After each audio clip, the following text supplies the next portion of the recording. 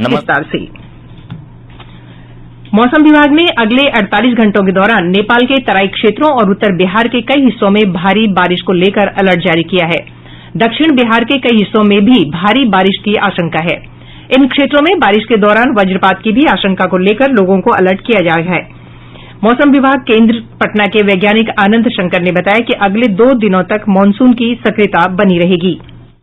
Monsoon की अक्षीय रेखा उत्तर प्रदेश के गोरखपुर तथा बिहार के भागलपुर से होकर तराई की ओर जा रही है। मानसून की अक्षीय रेखा बिहार से गुजरने के कारण अगले 48 घंटे में उत्तर बिहार के अधिकांश जिलों में भारी से अति भारी वर्षापात तथा दक्षिण बिहार के 1-2 जिलों में कहीं कहीं भारी वर्षा का पूर्वानुमान है। अगले 3 से 4 दिनों तक राज्य के अधिकांश हिस्से में वर्षापात होती रहेगी तथा 48 घंटे के बाद वर्षापात की तीव्रता में कमी का पूर्वानुमान है। इधर नेपाल से निकलने वाली नदियों के जलग्रहण क्षेत्रों में हो रही भारी बारिश के मद्देनजर मधुबनी, दरभंगा, सीतामढ़ी, शिवहर और सुपौल जिलों में बाढ़ को लेकर सभी जिलाधिकारियों को अलर्ट किया गया है। गंडक नदी के जलग्रहण क्षेत्रों में भी पिछले 2 दिनों से लगातार हो रही बारिश के बाद वाल्मीकिनगर बराज से 4.5 लाख क्यूसेक पानी छोड़ा गया है, जिससे नदी के किनारे बसे इलाकों में बाढ़ का खतरा मंडरा रहा है। जल संसाधन विभाग के प्रधान सचिव संजीव हंस ने बताया कि पश्चिमी चंपारण, पूर्वी चंपारण, गोपालगंज, सारण, मुजफ्फरपुर और वैशाली जिले के जिलाधिकारियों को सतर्क रहने को कहा गया है। उन्होंने कहा कि इन क्षेत्रों में बसे लोगों को सुरक्षित स्थानों पर पहुंचाने और बाढ़ राहत कार्य चलाने के निर्देश दिए गए हैं। गंडक उफान के कारण सबसे अधिक प्रभावित गोपालगंज जिले में निचले क्षेत्रों से लोगों को एनडीआरएफ और अन्य एजेंसियों द्वारा सुरक्षित स्थानों पर पहुंचाया जा रहा है। पश्चिम चंपारण से हमारे संवाददाता ने बताया कि गंडक नदी का जलस्तर बढ़ने से बगहा, भीतहा, धनहा, बैरिया और नौतन प्रखंड के दर्जनों गांवों में बाढ़ का पानी फैल गया है। इधर मुख्य सचिव दीपक कुमार ने बाढ़ प्रभावित इलाकों में मौजूदा स्थिति को लेकर संबंधित जिलाधिकारियों से वीडियो कॉन्फ्रेंस के जरिए बातचीत की। राज्य के 8 जिलों में 3 लाख से अधिक की आबादी बाढ़ से प्रभावित है। एनडीआरएफ और एसडीआरएफ ने अब तक 12,000 से अधिक लोगों को सुरक्षित स्थानों पर पहुंचाया है। वहीं 1075 राहत शिविर विभिन्न जिलों में चलाए जा रहे हैं। प्रदेश में पिछले 24 घंटों के दौरान राज्य के अधिकांश हिस्सों में मध्यम से भारी बारिश हुई है। वहीं पश्चिम चंपारण, मधुबनी, दरभंगा, पूर्वी चंपारण, सीतामढ़ी और समस्तीपुर जिलों में कुछ स्थानों पर अति भारी बारिश हुई है। प्राप्त जानकारी के अनुसार पश्चिम चंपारण जिले के रामनगर में राज्य में सबसे अधिक 290 मिलीमीटर बारिश दर्ज की गई। वहीं चनपटिया में 250 मिलीमीटर बारिश हुई है। मधुबनी जिले के झंझारपुर और सीतामढ़ी जिले के सुरसंड में 220 मिलीमीटर, जबकि दरभंगा के कमतौल में और शिवहर शहर में 210 मिलीमीटर वर्षा रिकॉर्ड की गई है।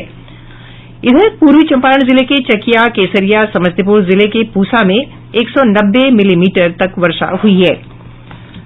प्रदेश की प्रमुख नदियों के जलग्रहण क्षेत्रों में लगातार हो रही बारिश के कारण अधिकांश नदियां खतरे के निशान से ऊपर बह रही हैं।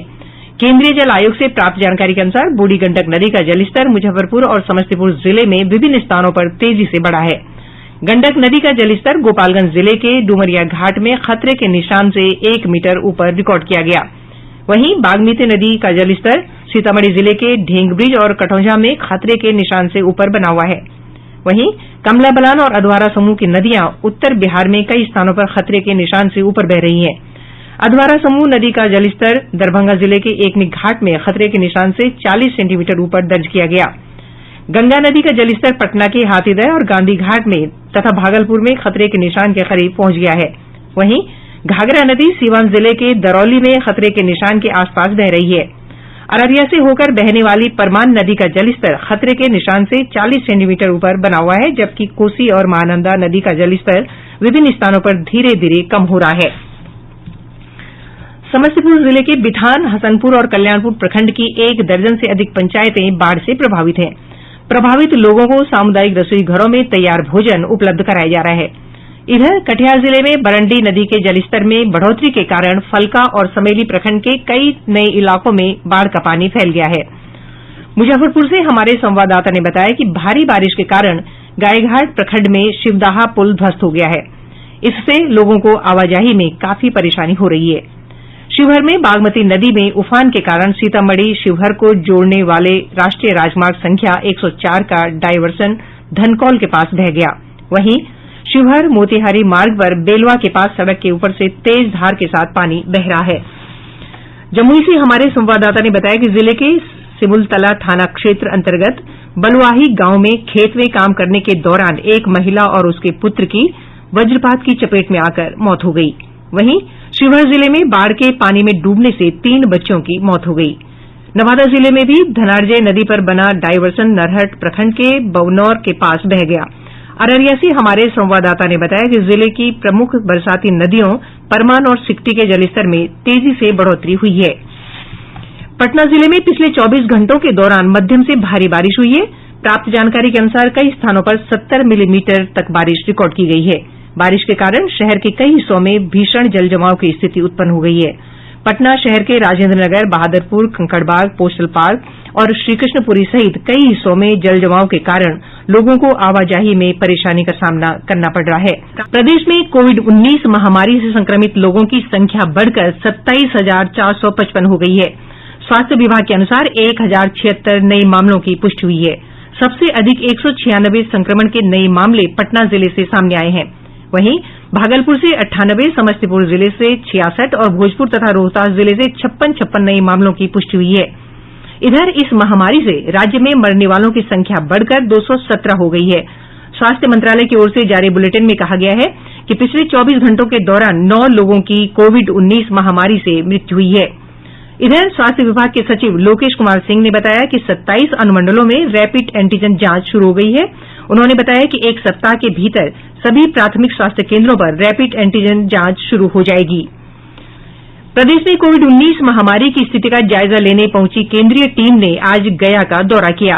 स्वास्थ्य मंत्रालय के सचिव लव अग्रवाल के नेतृत्व में ये टीम कल से बिहार दौरे पर है। गया पहुंचने के बाद दल के सदस्यों ने शहर में विभिन्न कंटेनमेंट जोन और प्रभावित इलाकों का दौरा किया। सदस्यों ने कोविड-19 महामारी के इलाज के लिए बनाए गए nodal centre Anugrah Narayan Magadh medical college अस्पताल का भी दौरा किया। केंद्रीय दल ने मगध मेडिकल कॉलेज अस्पताल में मरीजों को दी जा रही इलाज की सुविधा के बारे में जानकारी ली। इसके अलावा गया के जिलाधिकारी अभिषेक सिंह और चिकित्सकों तथा अधिकारियों के साथ दल ने समीक्षा बैठक की। इस संबंध में मेडिकल कॉलेज के अधीक्षक डॉक्टर हरीशचंद्र हरि ने संवाददाताओं को बताया कि केंद्रीय दल ने मरीजों को बेहतर इलाज की सुविधा उपलब्ध कराने और इलाज के संबंध में व्यापक विश्लेषण के निर्देश दिए हैं। रविवार को टीम के सदस्यों ने पटना में कोविड प्रभावित क्षेत्रों का दौरा किया था और वरिष्ठ अधिकारियों से स्थिति को लेकर विचार विमर्श किया। दल ने बिहार सरकार को जांच के तरीके में बदलाव लाने, संक्रमित लोगों के संपर्क में आए लोगों का पता लगाकर महामारी के प्रसार की कड़ी तोड़ने को कहा था।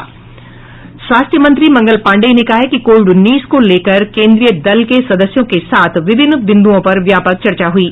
श्री पांडेय ने आज पटना में संवाददाताओं से बातचीत में कहा कि केंद्रीय दल ने आने वाले समय में कोविड मरीजों के इलाज के लिए सरकारी और निजी अस्पतालों के बीच समन्वय को लेकर कई सुझाव दिए हैं। उन्होंने कहा कि राज्य सरकार ने इस महामारी से पीड़ित लोगों के इलाज में प्रयोग में आने वाले कई उपकरणों को लेकर मांग की है। वहीं देश भर में कोविड-19 महामारी से संक्रमित लोगों की संख्या बढ़कर 11,18,000 हो गई है। स्वास्थ्य मंत्रालय के अनुसार इस महामारी से अब तक 7 लाख लोगों को स्वस्थ होने के बाद छुट्टी दी जा चुकी है। वहीं 27,497 लोगों की कोविड-19 महामारी से मृत्यु हुई है। वरिष्ठ चिकित्सक डॉक्टर बलविंदर सिंह का कहना है कि कोविड-19 के नए लक्षणों में लोगों में जल्द ही बहुत तेज बुखार देखा जा रहा है। लोगों को लक्षण उभरने पर तुरंत जांच करवानी चाहिए।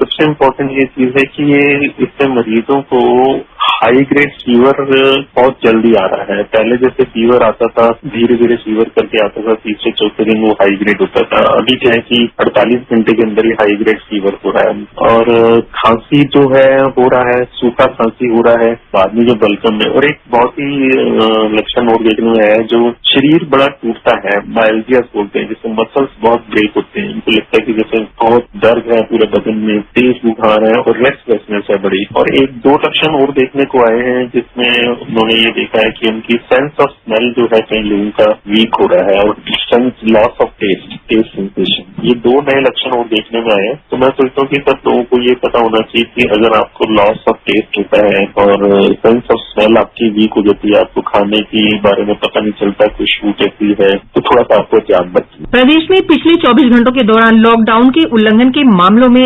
875 वाहनों को जब्त किया गया है, जबकि 14,62,000 जुर्माना वसूल किया गया है। पुलिस मुख्यालय से प्राप्त जानकारी के अनुसार मास्क नहीं पहनने पर पिछले 2 हफ्तों के दौरान 66,000 लोगों से 33 लाख जुर्माना वसूला गया है, जबकि जुलाई महीने में अब तक नियमों के उल्लंघन के मामले में 3 करोड़ 65 लाख का अर्थदंड वसूल किया गया है। देश में संशोधित उपभोक्ता संरक्षण कानून आज से लागू हो गया है। इस कानून में अब ग्राहकों को उनके हित में कई अधिकार दिए गए हैं। इसके अलावा शिकायत करने पर त्वरित कार्रवाई का भी प्रावधान किया गया है।